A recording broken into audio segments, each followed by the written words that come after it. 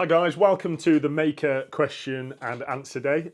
Today I'm going to be answering the questions that you, my subscribers and followers, have been asking me on social media. I do this, guys, because I just haven't got the time to answer each individual thing. I try my best to, as and when I get a few 5 minutes spare, but that rarely happens.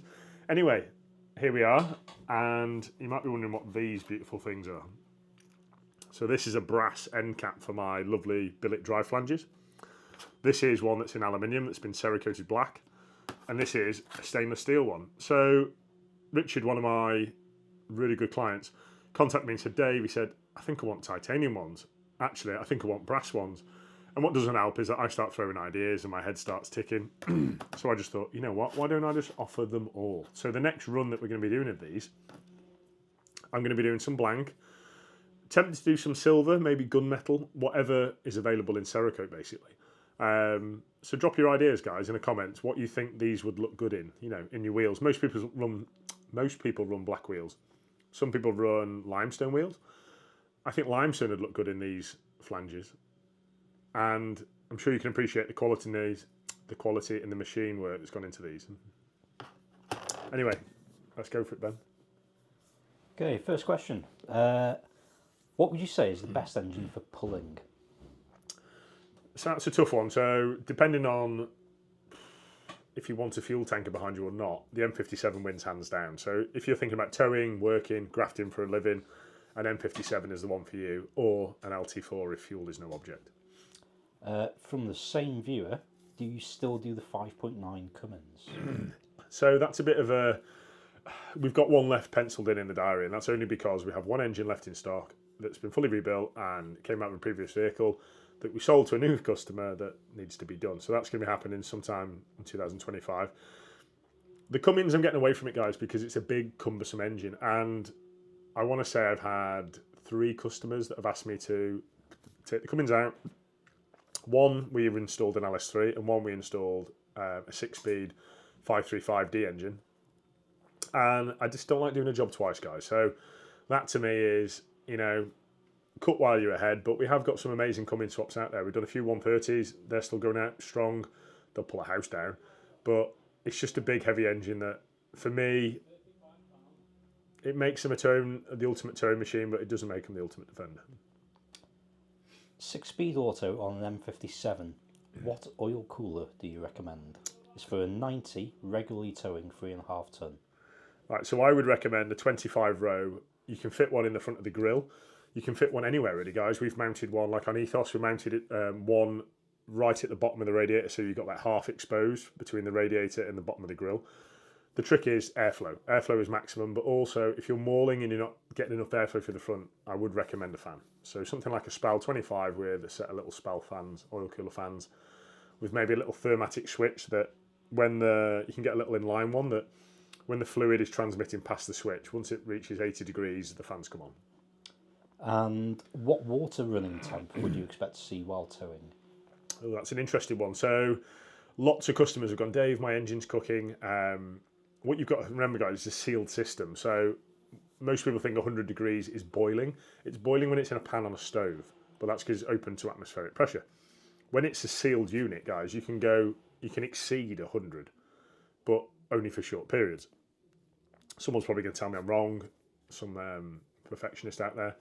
But I've seen, and I see a lot of these cars now, they're running it like 98 degrees, when they're really, really pushed hard. And this is why we do the rear cooling mod for the M57. So if you're seeing those extreme temperatures, you've either got a NAF cooling system or you need to improve something, i.e. a rear cooling mod.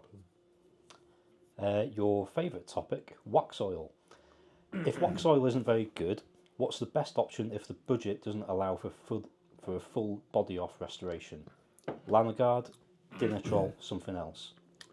Assuming we're dealing with surface rust, not full-blown rot. So for me, the best advice is to extract the rust first. Get rid of the rust, acid wash it, steam clean it, blast it off, guys, wire brush it off. When I first started, me and Louis used to be in here with a wire brush on die grinders, and we would wire wheel a chassis by hand, get covered in it. It would look like we'd both been down a mine all day, but it was the best way of doing it. Yes, you can't get to those really tight places, but that's why we're now doing glass media blasting, because we can get to all them tight places. Yes, we can't get in the inside the cavities, but nothing else can. I just can't advise wax oil. It just goes against my grain, sorry. So I'd say, wire brush it, treat it with a really good primer, maybe a rust inhibitor, and a couple of good coats of paint, guys. Once an engine conversion is finished, what's the process with DVLA? Is it down to the customer to inform them, or do you have to get it inspected before handing it back to the customer? So to give you an example, the one we've just finished now was a 2.4 TDCi. Customer's come in, he's had an M57 3 litre with an 8-speed auto. I said, Rob, drop me off the V5 and I will take care of putting all the right numbers in the right places. I will also print off and sign an engineer's report by myself, attach it in the envelope to the DVLA. The document then gets sent back to our client, signed, sealed and approved with 3 litre on the logbook. Diesel, petrol, whatever, converting the car to. We've never had one rejected, guys. The DVLA have been really good with working alongside us, so that's as easy as that. I've noticed there's a few YouTube channels copying you, unless it's a coincidence. Can't wait to get ours refurbished with you. Not so much a question. So, not to be big-headed guys, but I want to think that, people mention the word trendsetter and stuff like that. I don't know. I can't remember what's that saying when they say the copying is flattery or something like that. Imitation is the best version. Highest flattery. Yeah. Or something Anyway, like that. So I don't know. I don't want to take this personal. I don't want to upset anybody, but keep doing what you're doing and do what you do best. That's all I can say, guys. And I must be doing something right because I've just signed off 2025 for conversions, builds, blasting slots. I think I've got 3 blasting slots left for 2025. So, and for people out there that have also started copying what we're doing under cars by blasting them and treating them, do it properly, guys. Take the axles off, take the brake lines off, take the fuel lines off. Because when I see other pictures and people sending me on social media, it makes me cringe that they're cutting corners and filling fuel systems full of sand and blast. And just do it right, guys, okay? That's all I say. I know you don't like giving away all your secrets, but if I may know, what do you use to strengthen axle housings? Land Rover axle housings are known to break during extreme use. Thanks. So that's an interesting one. So the car that we had shipped from Dubai, that has Tibus portals. And I don't see the point in welding on loads of plates to axles and trying to beef them up because they're never going to be super strong because of the lightweight design and pressed styling, etc. So my advice to him was, why don't we call a company that has made a case from chromoly, something that is a high grade quality steel, and make it work, make it strong.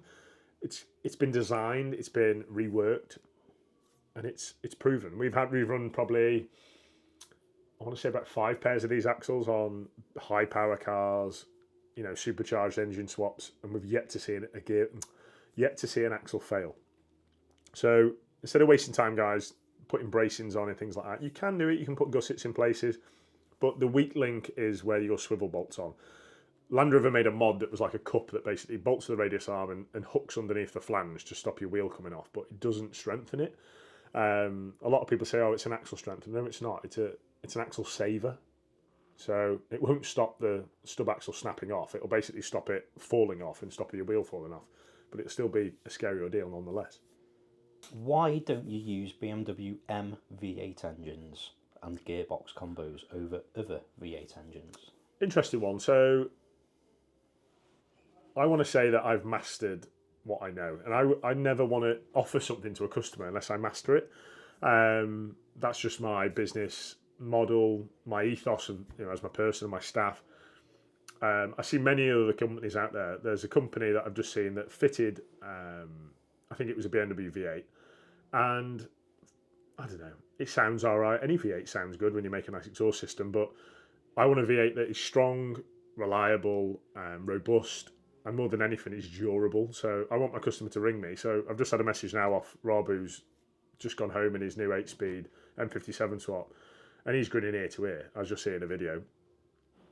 And that to me is a pat on the back. I'll get the beers in for the lads, work's due this Friday, because they've done a fantastic job. And we've got the car done before Christmas, and everyone's a winner. So that for me is stick to what you know and make it better. every install we improve on something. Potentially a future project for us, I think. How did you start up Mahker? Will there be a documentary for how you got to where you are today? Yeah, so actually, I was talking to Chris earlier, actually, this morning when I woke up at about 5:30 when the old head starts ticking, and I thought, why don't I do an introduction about, why I started what I do, what makes me do what I do, and why I employ who I do, if you like. So stay tuned, it will happen. We're thinking maybe a Christmas special, so stay tuned. Question on the M57 to MT82 coupling video. Do you sell the plates for the engine mounts? I'm after a set that as fitting an M57 to a TD5 chassis. Yes, so I sell the kit. I will not sell individual parts separately because I know exactly what certain people are up to. They're going to copy my designs, etc. So if you want a kit, guys, I sell the mounts. So the 2 plates that bolt to the inside of the chassis and the 2 internal ones and the plates that go to the M57. They are £550 for the full kit, plus delivery, 12 quid. So if you want that kit, guys, many have bought it. There's probably about 80 kits out there now, I want to say. And very self-explanatory. If you can't fit it, you shouldn't be doing it. How does an R380 handle the M57? Can it reliably handle a standard 184 variant? So many have a 184 coupled up to an R380. In my opinion, I've seen TD5s break R380s, but I've also seen standard Pumas destroy some MT82s. For me, guys, it's all down to serviceability, and if you've got a good, strong R380, I would quite happily say it would accept a 184 horsepower. But do you ever see a 184 horsepower leaving this workshop? So I'm sorry, I can't comment on my previous experience. I think you may have answered this one on the YouTube comment. Are you planning on making your Liftoff door hinges for 4-door Defenders, or would the current ones work, as we don't mind a needless mirror slot for the rear seat? Yes, we are making some for the second row doors. If you're interested, please drop me an email, info@mahker.com, and I can put some on the mill and get some made for you.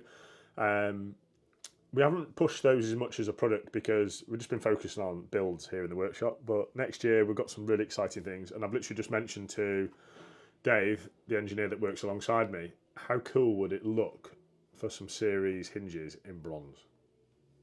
Like, bronze is nearly on par with the cost of billet now. Well, it's a little bit more expensive than billet, but I just think they would look super cool, especially against something like a bronze green Series 3 that I'm currently building in the shed. Head's ticking again. So stay tuned for them because I'm going to make them. Also, is there an ETA on your tubular doors? Yes, so the more people that make an order, guys, is the faster I'm going to make them. I've got 3 orders, I think, so far. So if you'd like a set, please get in touch with me. All I'm asking is a £500 deposit. That secures you a pair of doors, obviously, when you pay the remaining. They're roughly about £2,350, I think, plus the VAT. So please get in touch if you want a set of those. What's the best BMW engine to fit to a 2008 Range Rover Sport? Ooh, it depends how much you want to spend, I guess. I would probably recommend, I know there's a guy now, I think he calls himself Lewis Little. He's just put a M57 N2, I think, the aluminium block, into one of those. So it's not something I can recommend, not done it myself, but maybe give Lewis a little call. I know he's on all the forums. Is an MT82 to LS available? Yes, so, who does that? I believe Neen Overland do that. Unsure if they sell it as a kit, but I know they have put an MT82 behind an LS. It is something I've genuinely thought about doing myself because it's another good solution for the engine failed Pumas, and a fun one at that. I want to say there's no issue why you can't, because after all, the MT82 comes behind the Mustang. So something I will look into for you. Regarding Gwyn's BMW swap, Yep. How much would this build cost? So on average, guys, it all depends on what you spend. And I don't like disclosing what customers have spent, but on average, if you want an engine conversion, guys, I charge £30,000 plus VAT. That's for a fully reconditioned engine, reconditioned clutch system, flywheel, friction plate, pressure plate, everything basically all the way back to your gearbox, new cooling system, new fans, everything in the engine bay basically, guys. In terms of M57 swaps, Can this be fitted to a left-hand drive 110 TD5? Right, so the issue you've got is the power steering box. The power steering box clashes with the alternator on the M57. You need a P38 steering box, left-hand drive one, and you can mount it on the outside of the chassis. That's the only way you can get around it currently. We will be making some adjustments to move the ancillaries up and around on the M57, but it's not on my priority list right now.